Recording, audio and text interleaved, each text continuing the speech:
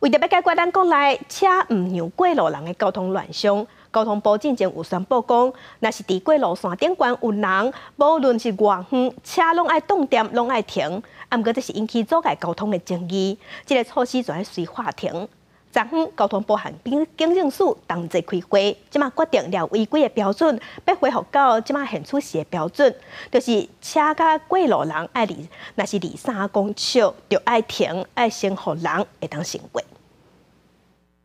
伫香水路口挡红灯时阵，车拢停落来。这个时阵，道边有一个人无依照规定行斑马线，直接横过车路，跨过双黄线，对车旁过。正边一台乌多摆，无想到讲有人会对遐两踹，无说离去弄到，人倒车也倒。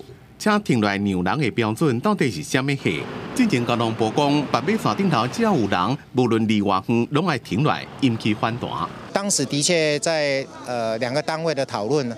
希望用一个最严格来确保行人的安全，可能会影响车流很大了哈。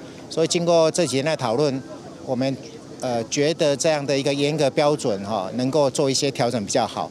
有个修法引起反对的声音，执法伤过严也影响车流的速度。相关单位伫咧26开会了，决定回归到现行，车甲人若离3公尺就要停来让人先过，因为新标准可能会产生更加侪问题。第一线执法的单位也真歹做。汽机车暂停了以后，什么时候可以再通过？这个我们会提出来再做讨论，可能会以庇护岛或安全岛或分象线再当一个起点。2个单位。其实大家并没有做到很好的整合，那也这也代表行人的设置规范或是行人的这个执法上面，其实都没有一个统一的做法。学者讲，看到人才会停来让人先过，确实是理想的情形。像伫日本就有这种驾驶文化，不过日本大众运输的利用率是比咱国悬真多。伫台湾车颠倒是较多，要怎保护行路人，又阁袂造成交通的混乱，就要做整体的规划。记者综合报道。